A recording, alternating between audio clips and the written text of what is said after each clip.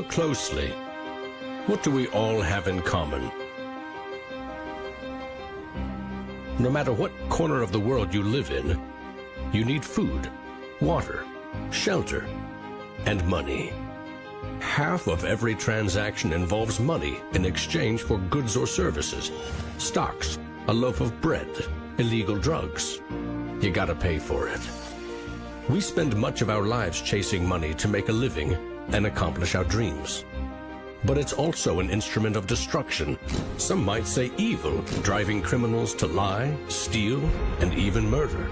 The existing banking system extracts enormous value from society, and it is parasitic in nature.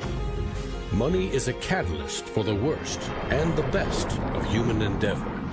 Before civilization, we created currency, fuel for wars, the path to power, champion and enemy of innovation. Money is so integral to our society and our global economy that its true nature remains a mystery to most. This is the story of money, perhaps the end of money as we know it. No matter how fat your bank account or how thin your wallet, to us it's all cold hard cash. There are some who want to kill it. Get rid of it. Burn your dollars, your euros, your yen, and transform every penny you have into ones and zeros, digital currency. Entrust it to the web and computers spread across the planet. Magic internet money. It's called cryptocurrency, Bitcoin. Invented in secret, it was a gift to the world. It's not just a currency, but it's actually programmable money. A potential curse on bankers. And there's nothing that the big banks or politicians can do to stop it. Breaking every government's grip on money supply. What the internet did for information, Bitcoin is doing for money. Could it be the new gold? No, you have to really stretch your imagination to infer what the intrinsic value of Bitcoin is. Regulators, the Federal Reserve, the banking system, at least understand this is a thing that they have to take seriously. This is going to change the economic culture. Bitcoin could be a microeconomic miracle worker, and it could be a macroeconomic wrecking ball. Is Bitcoin the currency of the future? A godsend for criminals? Or a recipe for financial disaster? If you trust your money just as it is, we have a little story to share.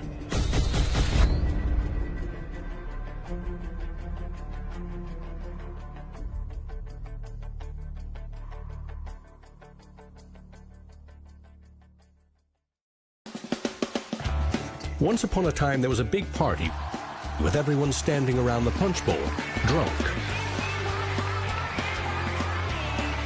Politicians credited the strong economy to their wise decisions. Businesses jumped into new profitable markets, ignoring risk. In fact, the experts said there was no risk. Then, troubling market data from minor countries spooked the markets. Rumors spread. More bad news rattled housing prices at the heart of the financial world. A major bank went insolvent. Investors and businesses made a run on the other banks, demanding their cash deposits. The largest financial institutions in the center of the modern world were frozen. Assets were seized. Banks foreclosed. A credit crunch threatened the entire world economy. And then, finally, the government stepped in. The largest bank bailout ever. Swift action by the head of state had saved the day. Remember that? No, you don't. It happened 2,000 years ago. Rome, 33 AD. Ground zero for the first recorded liquidity crisis and government bailout in history. The largest empire the world had ever seen was brought to its knees by a banking disaster. Emperor Tiberius used money from the national treasury to bail out the country's troubled banks and companies. History may not repeat itself, but it certainly rhymes. Badly.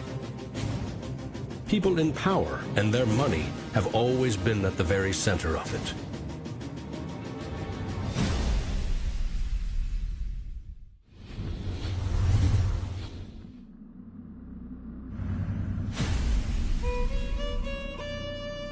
The story of money is as old as civilization itself.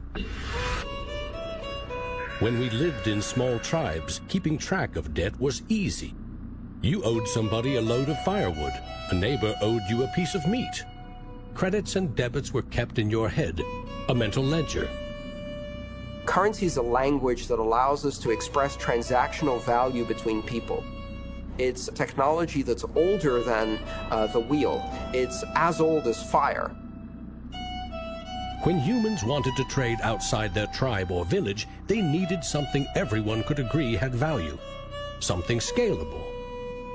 Enter commodity monies. There were many kinds, but each had to embody the same 5 characteristics. A commodity money is relatively scarce, easily recognizable, can be cut into smaller pieces. You can substitute one piece for another of equal value, and you can carry it around without too much trouble. In ancient Rome, it was salt. The Aztecs used cacao beans. It was whale teeth on Fiji, yak dung in Tibet, shells in Africa and China.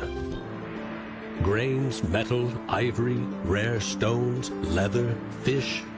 If it had the 5 characteristics of commodity money, someone probably used it as currency. And then you ask, what value do these currencies have? If you go into a primary school, you'll see children exchanging rubber bands and Tamagotchi and Pokemon cards and baseball cards and sweets and candy and any other form of currency. People invent currency when they have no other currency. And now they're going to invent digital currencies. But commodities that aren't durable are a lousy store of value. A bad cacao crop or a huge new salt discovery can throw your currency and economy into turmoil. A more stable system was needed. About 2,500 years ago, the first metal coins were minted in China and in what is now Turkey. These coins shared the same 5 characteristics with commodity money, but were also very durable. In some cases, coins are the only thing left of entire civilizations.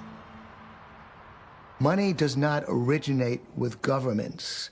Money arises naturally as markets begin to develop and as people with a division of labor realize that if I have eggs and you have a cow, we may need some medium of exchange in order for you to buy my eggs or for me to buy your cow.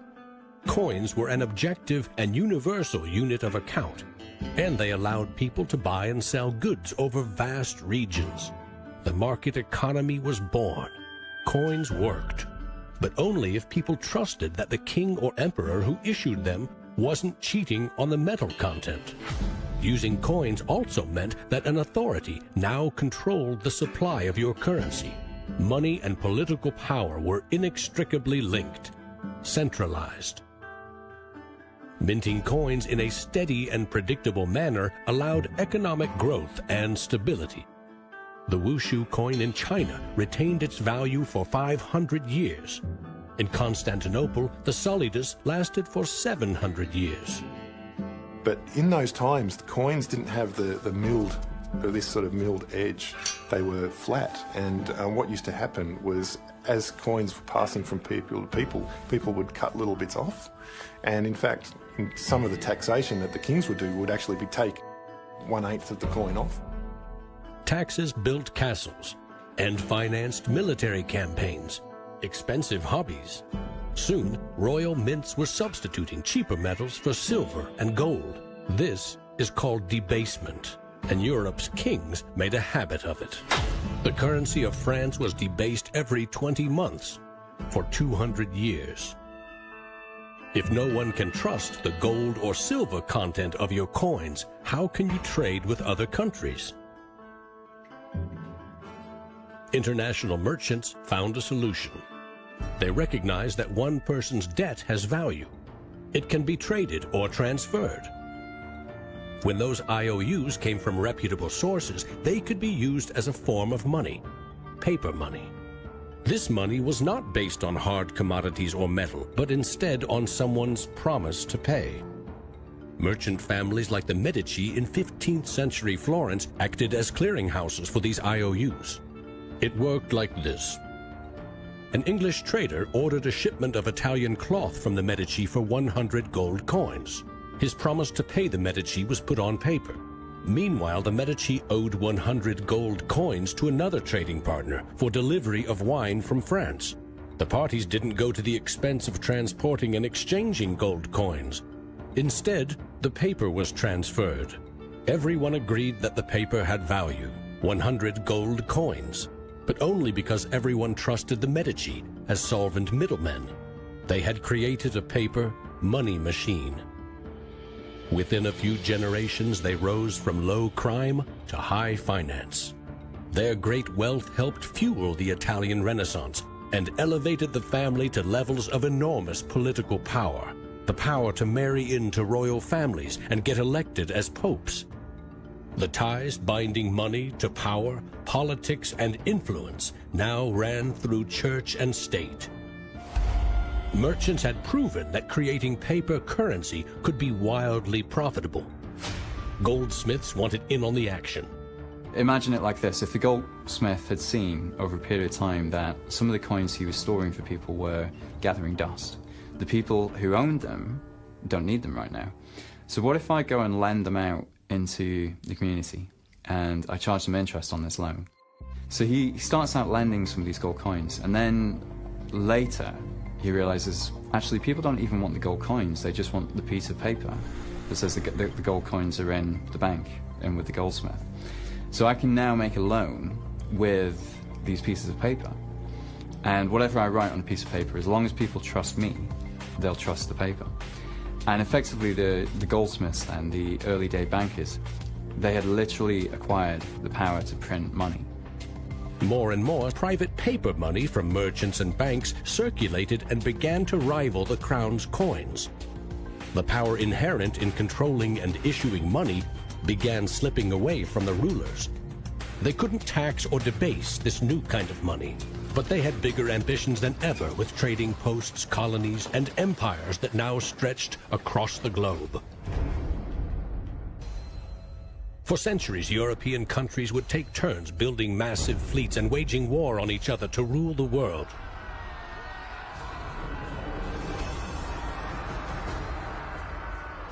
Government wanted to take the people's money in order to finance its wars. That's essentially the history of money. Money and warfare go together. War is expensive. 1 year's income taxes simply aren't enough. Kings and queens had to borrow money against future taxes. They needed a groundbreaking financial innovation: government bonds. The loans came from rich merchant families and goldsmiths, who by now had become powerful financiers and bankers. Sovereign debt and deficit spending had been born.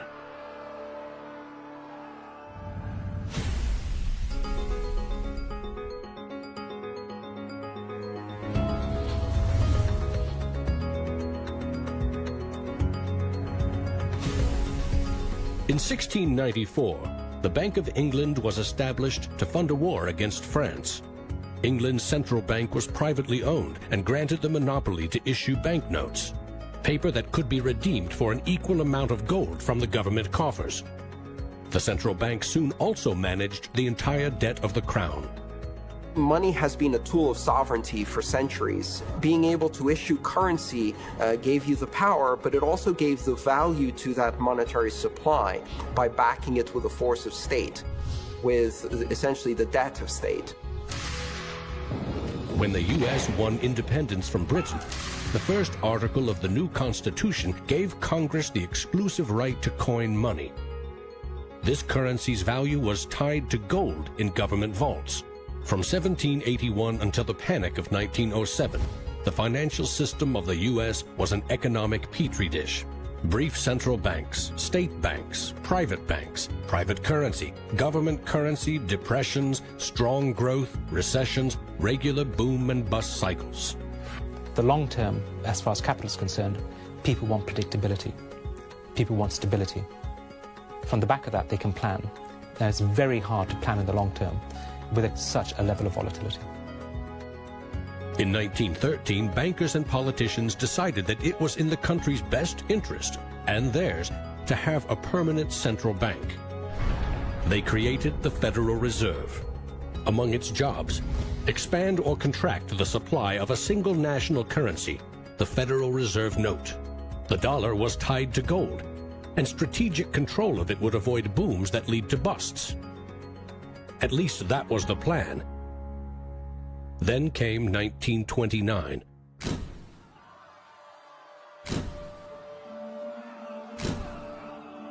The Great Depression would have a profound effect on monetary policy worldwide. I shall ask the Congress for the one remaining instrument to meet the crisis: broad executive power. Soon, the Fed had printed nearly all the money it legally could to pump life back into the economy. It needed gold to fire up the mint. So in 1933, President Roosevelt issued a controversial executive order, forcing all U.S. citizens to sell their gold to the Federal Reserve at a fixed price, or go to prison. The Fed offered far more cash to foreign governments for their gold. Many jumped at the offer. Gold flowed in, and dollars spread across the globe.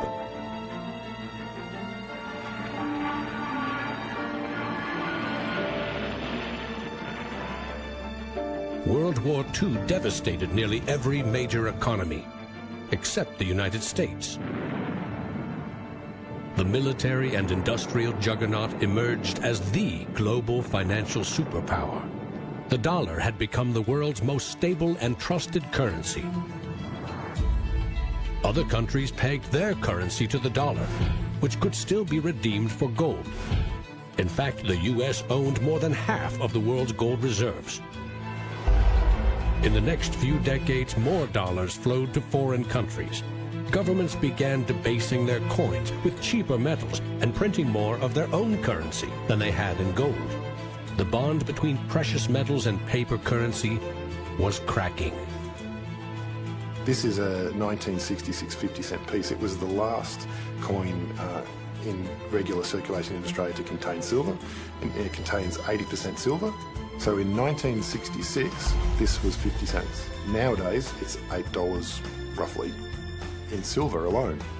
By 1966, foreign nations had had enough of the U.S. collecting gold and printing cash.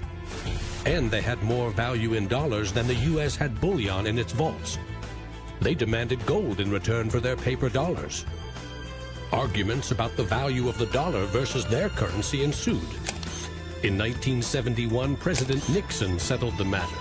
He severed United States currency from the gold standard.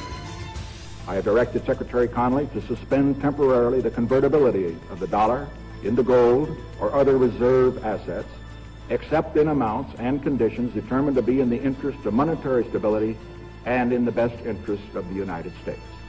Never again could anyone legally demand U.S. government gold in exchange for paper dollars. For better or worse, the dollar was now backed solely by the full faith and credit of the United States government. The wealthiest nation the world had ever known would bet its future on a single word: trust. People have this mythology of money that is based on very little fact. And one of the nice things about Bitcoin is that it forces people to start to ask questions about the fundamentals of money. Bitcoin is an attempt to adopt the advanced computerized system that we have, the internet, to resurrecting what money used to be all about.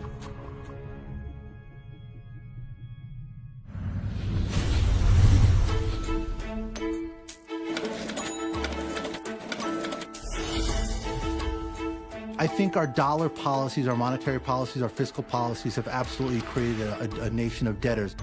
Not just personal debt, not just corporate debt, but government debt. I mean, you have to look at those all together as one big thing. What is the wealth of the nation? Well, the wealth of the nation is a gigantic hole of money that we owe to the rest of the world that is never going to be paid back. Today, the United States pays more than $400 billion in interest to its creditors every year. When a government spends more money than it collects in taxes, it simply borrows more, or it creates more. At one time, every piece of paper money was backed by gold. Remember, For every $20 bill, there was $20 worth of gold in the government vault.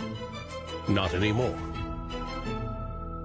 Today, governments create currency by first creating bonds or treasury bills. These bonds are sold in the market, generating funds for the government that issued them. Large banks buy U.S. bonds to flip them, selling them to the Federal Reserve at a profit. This is the magic money machine.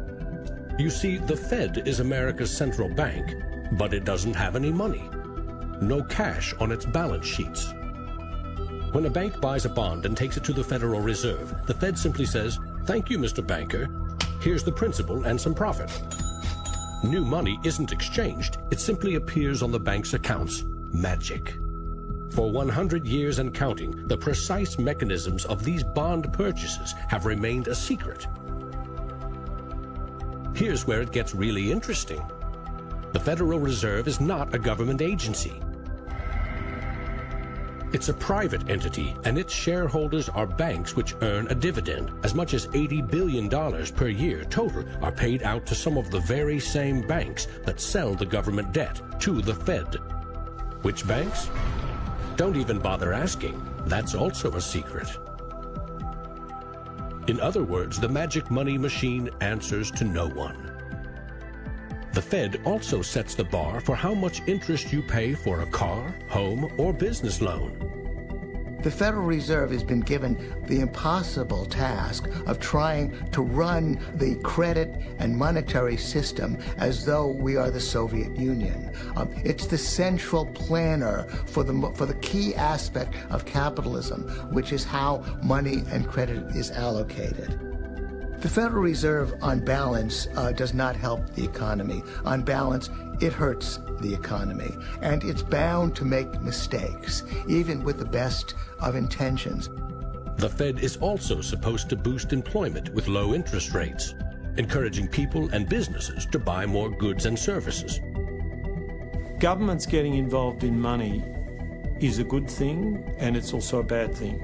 It's a good thing because money is the arteries of the economy, the blood supply of the economy. Markets are subject to bouts of euphoria and despair, and it makes sense for governments to back currency and manipulate it. Moving the money supply up and down is the most powerful way to sedate that boom and bust cycle.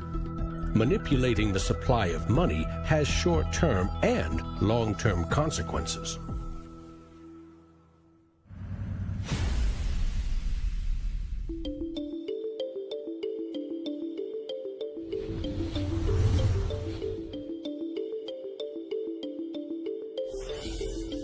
Central banks aim to create new money carefully, strategically, and very, very slowly. Releasing more money into the economy causes prices to rise, ideally by 2% every year. That's supposed to foster economic growth. But 2% inflation means the buying power of one cash dollar in your pocket today will be 98 cents next year, and less nearly every year to come. Since 1913, when the Federal Reserve took over the United States dollar, we've seen that the United States dollar has decreased in value 98%. Inflation is a far higher tax because on your income you pay it just once.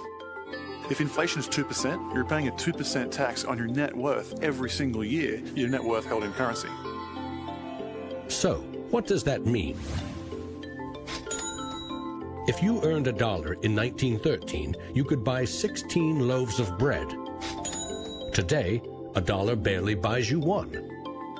That's not a quaint notion of how cheap things used to be. It's proof that the value of your cash is slowly withering away.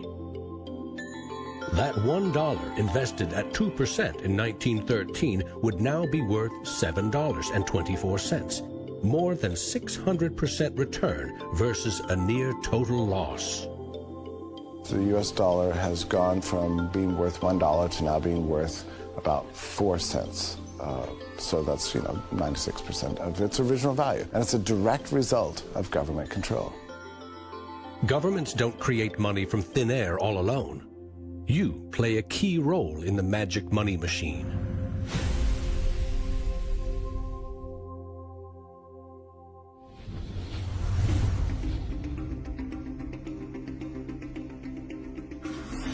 It's not really the central banks that are the problem. I mean, they're part of the problem, but the real problem is that we've given the power to create money to the same banks that caused the financial crisis. We put our paychecks and savings into a bank account and draw from it as we need it. The banks are custodians of our money. Right? Wrong. It is now the property of the bank on their balance sheets. They can do just about anything they want with it. For example, create new money. Here's how. Your bank account shows $100, but the bank only holds $3 and loans $97 to Bob to buy something. In the bank's computers, you still have $100 in your account, but Bob now has $97 of new virtual money in his account, just digits on a computer screen. There's no cash, no gold, or anything else backing up the new numbers in Bob's account. Just his promise to pay it back. This is new money created as debt.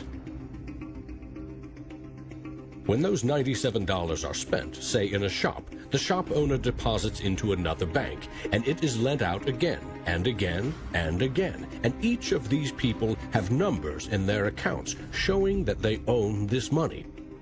So your original $100 has multiplied. Now there are over $3,300 in the system.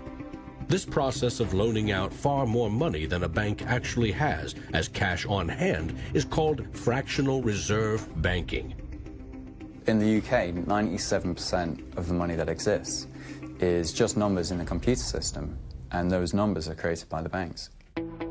Banks earn untold billions in interest every year by creating and lending virtual money. What's more, banks don't even need your deposit to create new money. If they consider someone credit-worthy for a loan, they can put new magic money into his or her account and start charging interest. So reporters talk about Bitcoin as though it's the first digital currency. But actually we use digital currency every time you make a transaction through internet banking or through your bank card. Actually, it's not even just digital currency, it's digital currency that is created by the banks, essentially out of nothing. In other words, all new money is debt. This is the part of money creation that isn't taught in economics class. Money in paychecks, bank accounts, 401ks, that loan to Bob, credit card debt, your home loan, all began life as virtual money created by the banks. The entire system is based on trust. Trust in the bank's solvency. Trust in the debtor's ability to repay their debt. If all bank customers demanded just 3% of their deposits right now in cash, this run on the banks would reveal the truth. Almost none of that paper currency you think is in your bank account exists. It never did. Remember the drunken party? Our financial crisis had everything to do with virtual dollars. Too many people with very little income borrowed a lot of money they could never repay. But the banks didn't care. They didn't have to. They quickly made and sold shaky loans to someone else for a profit. And I got them all approved. Hey! Apply now. Selling bad loans was a good business until the whole thing blew up in the global financial crisis.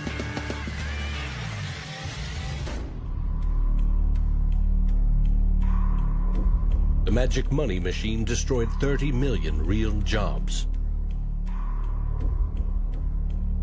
The United States alone lost $16 trillion in household wealth, and the banks foreclosed on more than 1 million homes.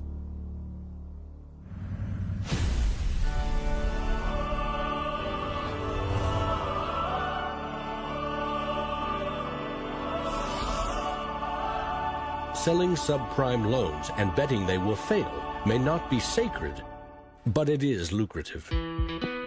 As much as 1/4 of our best and brightest are being lured by the siren call of the money machine. Instead of science, engineering, or medicine, they chose a career betting with other people's money. To get rich quick, very rich. And sometimes they take shortcuts. Getting by on a nickel and a dime. Money has a funny way of bringing us down. They say it makes the world go round and around. My ancestors in Greece talked about the corrupting influence of power. And nothing has changed in these 3,000 years. When you give control over massive amounts of money to a few individuals, they will take advantage of that control. Banks today are factoring in fines and money laundering and all the rules that they break into their cost of doing business. JP Morgan is today coming out and saying that Bitcoin is not a legitimate way of doing business. Banks today are tied into a system that is completely rigged to basically harvest money from the entire global economy and pump it into the hands of very few. Don't get consumed by greed. The existing banking system is cozy, it's captured the regulators, it extracts enormous value from society without delivering anything in return, and it is parasitic in nature. The banks play a very pivotal role in an economy. You look at any successful economy, it has successful banks. There's a very close correlation with banking profits and the economy as a whole. In medieval Europe, a banker who couldn't repay depositors was hanged. Today, that same banker would get bailed out, paid bonuses, and enjoy some tax benefits too. To date, no senior U.S. banking executive has been charged for selling the bad loans that fueled the Great Recession.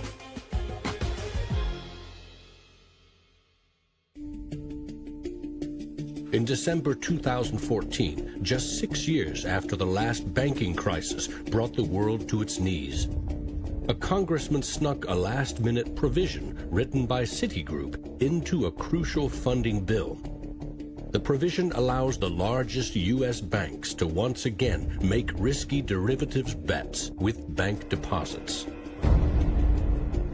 But no need to worry. If the banks implode again, lost deposits must be paid back by U.S. taxpayers.